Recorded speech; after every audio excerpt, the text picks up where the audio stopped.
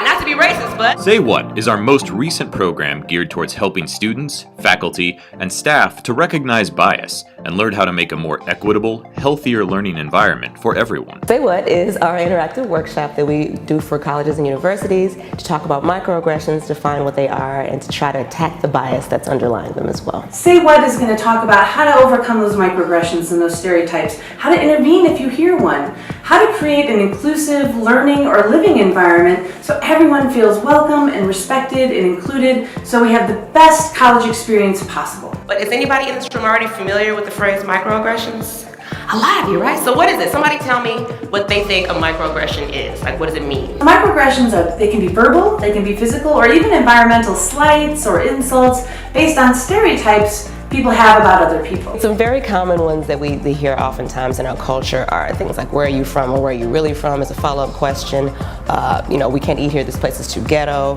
Or even a very common one we hear often, all these things are too gay, when we're saying we don't like something. Diversity and inclusivity are not just reached by having a diverse group of students or workforce. Microaggressions and bullying are sadly still a large issue at colleges and can have a devastating impact on student performance and personal life. Say What is relevant in colleges because there are people coming from all over the country and all over the world, and everyone has their own preconceived notions that they're coming to these schools with. And the best way for them to interact, just in going through matriculation in general, as far as from day-to-day classes, as far as trying to learn things from each other, is to have some sort of understanding of how to communicate, even coming from these different backgrounds. It's important for students to understand where microaggressions come from because they're often not even aware that that's what it is. They assume what they think they know about a person or group of people or a place is based in real factual knowledge, but the vast majority of the time that's based on a stereotype, and they often get those stereotypes not only from family, and those family members learned it from their family members and it gets passed down, but from the media, or even textbooks sometimes have misinformation. This program utilizes research from psychology and adult learning. Participants will walk away understanding why people have stereotypes and make biased statements, why they are a problem, and how everyone can work to end them on their campus to make a more respectful environment for everyone. Some of the takeaways people will get from attending this program is, first they're going to find out what a microaggression is, and am I committing them, or have I seen them, right?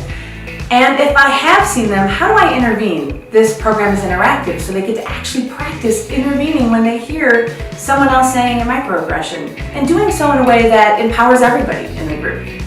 And finally, and I think this is really important, what if I commit one? Oh my gosh, what if I commit a microaggression? How do you make amends for that? How do you react to that in a way that does not actually further harm during that conversation? So it's exciting. It teaches us how to be more respectful community members. Instead of just someone sitting in the front of a classroom talking at them for an hour and 90 minutes, they're actually talking with the students, they're talking with the staff to find out where they are and what they need specifically. And then not only are we finding out what they need, we're also giving them actual action steps so they can go forth and make change in their campus or make change in the world. Everyone can benefit from this program. This program enables us, even those of us who have already had these trainings, to practice the skills of intervening and having these conversations with other people. Everyone needs to talk about this and think about, how can I be more respectful? How can I make my community the best it can be?